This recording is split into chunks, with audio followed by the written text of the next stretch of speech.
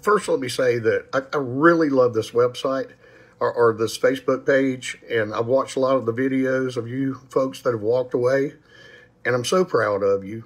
And it's so encouraging to me to see people waking up. I woke up a long time ago. I was born in 1965 in South Mississippi, in a very tumultuous time. I was born into a Dixiecrat family. Everybody in my family was Democrat, and my father was kind of like a James Carville of the 60s. I would come home from school, and he'd march me into the living room, and he'd say, "Bill, this is Senator so-and-so, and Governor so-and-so, and Representative so-and-so from all different states in my living room." And I grew up around this. And at the time, it made me anti-political, I guess, because at that young age, they would be sitting around asking my dad for strategies, both Republican and Democrat, on how to get something done that they both wanted done. And my dad would tell them basically from a Democratic point of view, this is how you go about explaining it to your constituents. And then on the Republican side, you do it this way. And these guys got along great in the living room and would invite each other over for dinner to play golf or whatever. And the next day I'd see them on the news and they'd be ripping each other apart. My family, I'm a direct descendant of James Madison, and my fourth great-grandfather was General William Lenore of Lenore, North Carolina. He was a Revolutionary War general, and my family's been in this country since its conception.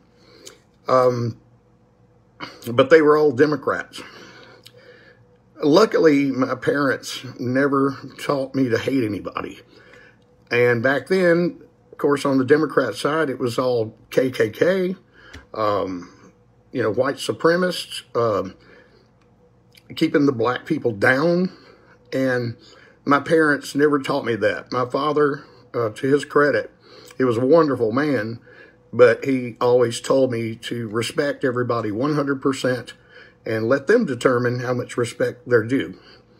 He also said that if you wanted to know if you could trust somebody, then trust them, and they'll let you know how much trust they're worthy of. But he always taught me to respect everybody. Well, when I started school, it was the second year of integration in South Mississippi. And I had this wonderful homeroom teacher, Miss McLaurin, that was her name, a colored lady. And she was sweet as she could be to me. I loved her to death. I've actually got in some of my files little notes I wrote her when I was a kid. We had a maid that raised me, just like The Help in the movie The Help, but my parents loved her. My family loved her, and I certainly loved her because she was like a mother to me. So I was never taught to hate anybody in a racist type way. But as I got older, I saw the Democratic Party for what it was, the elite part of it. And I didn't want to have anything to do with that because I was going to school with black children, and they were my friends, and I loved them. I still do. I have great friends today that I went to school with. I mean, from first grade. And so I was the weird liberal Republican kid back in the 60s. I find it difficult now because I'm a Republican, I'm a racist. But I guess that's what I'm trying to say. They've confounded everything and mixed everything up so bad that nobody knows what anybody is anymore.